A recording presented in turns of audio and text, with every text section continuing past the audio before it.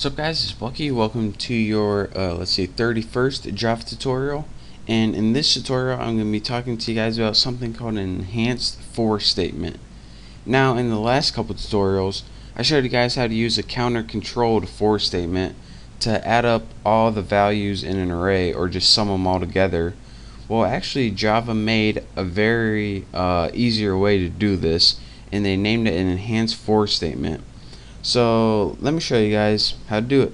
First thing we need is an array, and I'm going to name mine Bucky as usual. I'm going to use my array initializer and just set it to equal to like 4, 5, 6, 7. There we go. Good enough. Now let's go ahead and we need another variable to hold the sum of the array, and you can name it sum or total, whatever you want. And now let's get the good stuff, the enhanced for statement. Now this is kind of like a for loop, but it's different in a couple ways. It's different. Instead of taking 3 options, it only takes 2 different things that it needs in the parameters or parentheses. The first thing it needs is a type of data and an identifier. Now this is kind of like a counter variable in your regular for loops, but it's kind of different. This is, of course, the kind of data it takes, no surprise. In the X, what the X is it's going to store the values in the array as it's looping through your array. So the first time it loops through, it's going to store 3, then 4, then 5, then 6, then 7.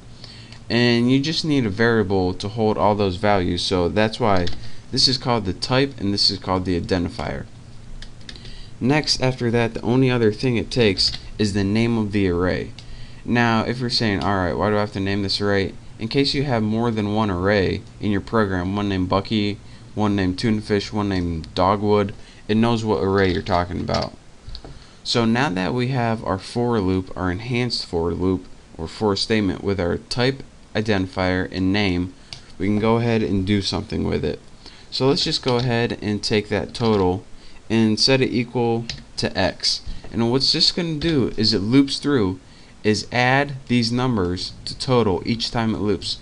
So the first time it's going to add 3 to 0, then 4 to 3, then 5 to 7, and it's just going to keep adding up till it gets the sum, and eventually total is going to hold the sum of all those numbers.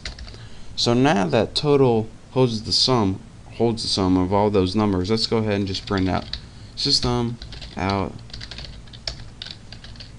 Come on, print line. There you go. Total. Now let's go ahead and just print it out, make sure we don't have any errors, and we get the value 25. So let me show you guys what this did one more time. We went and we made an array called Bucky using an array initializer. We then went and made another variable named total and set it equal to 0, and this would hold the sum of our array. Next we made this special enhanced for statement.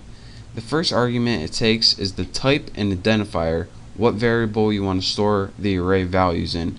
Next you need to say what array you are working with, what array you want to loop through, and now you just did anything with those values, and we just decided to add them all to total to get the sum. Lastly, we just printed it out. So that's how you use an enhanced for statement. And remember, this is a for statement that's specialized to loop through all of the elements in your array so you can do something with them. So that's that for this tutorial. Thank you guys for watching. Don't forget to subscribe to my channel, and hopefully I will see you next tutorial.